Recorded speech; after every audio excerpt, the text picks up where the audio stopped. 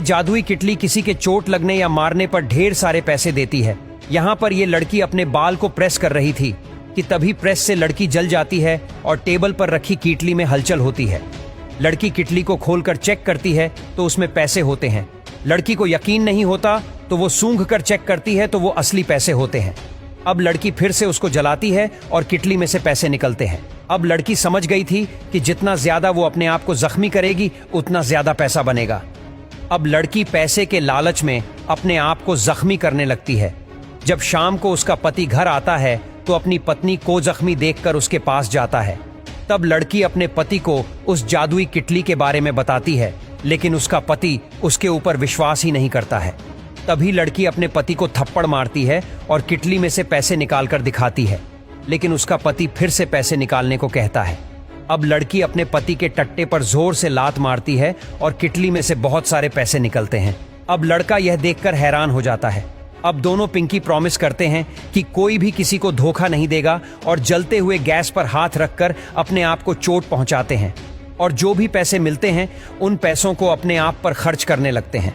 तभी एक दिन उनके घर पर एक आदमी आकर उससे वो जादुई किटली मांगता है, लेकिन लड़की उसे पागल बोलकर गेट बंद करने लगती है। लेकिन वो आदमी उन्हें सलाह देता है कि अगर वो किटली नहीं दी तो वो दोनों पैसों की लालच में मारे जाएंगे। अब लड़की उस आदमी को भला बुरा सुनाकर गेट बंद कर लेती है। जब रात में दोनों सो रहे होते हैं तो अचानक से लड़की की नींद खुल जाती है और हम देख पाते हैं कि इनके घर में 2 चोर घुस चुके थे। तभी लड़की उस किटली से चोरों को मारने लगती है। मारते वक्त वो किटली नीचे गिर जाती है। अब उस किटली को चोर का छोटा भाई उठाने लगता है, लेकिन उसका बड़ा भाई किटली उठाने से मना करके भागने को बोलता है। अगली सुबह लड़की को किटली देखकर याद आता है कि वो पूरी रात अपने पति से बजवाई थी, लेकिन किटली से बस 1 नोट ही मिलता है। अब ज्यादा पैसे कमाने के चक्कर में लड़की का पति बार में एक आदमी के पीछे से बजाने लगता है। उसके बाद वो आदमी उसको एक ही मुक्के में ढेर कर देता है, जिससे उन्हें बहुत पैसा तो मिलता है, लेकिन लड़के की हालत खराब हो जाती है। तभी फिर से वही आदमी लड़के के पास जाकर उस किटली को वापस करने के लिए कहता है, नहीं तो लालच के चक्कर में दोनों मारे जाएंगे। अब लड़की परेशान होकर रोड के किनारे बैठी हुई थी। तभी सामने एक स्केटिंग वाला गिर जाता है, जिससे किटली में हलचल होती है।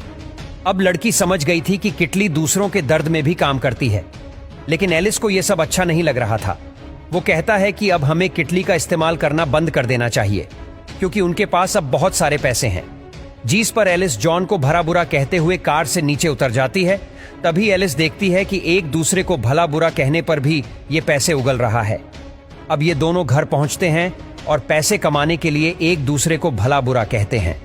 यहाँ वे एक दूसरे को अपने राज भी बताते हैं, जहाँ एलिस अपने राज बताते हुए जॉन को बताती है कि शादी से पहले उसका मकान मालिक के साथ संबंध था। जॉन को यहाँ बहुत ज्यादा बुरा लगता है, लेकिन किटली यहाँ ढेर सारा पैसा उगलता है। अगले दिन एलिस जॉन को कहती है कि मुझे एक साथ ढेर सारे पैसे कमाने हैं और हमारे अगल बगल ऐसे बहुत सारे बुरे लोग हैं। अगर मैं उन्हें मार दूं तो ये एक अच्छा काम होगा और इससे मैं एक साथ ढेर सारे पैसे भी कमा सकती हूँ।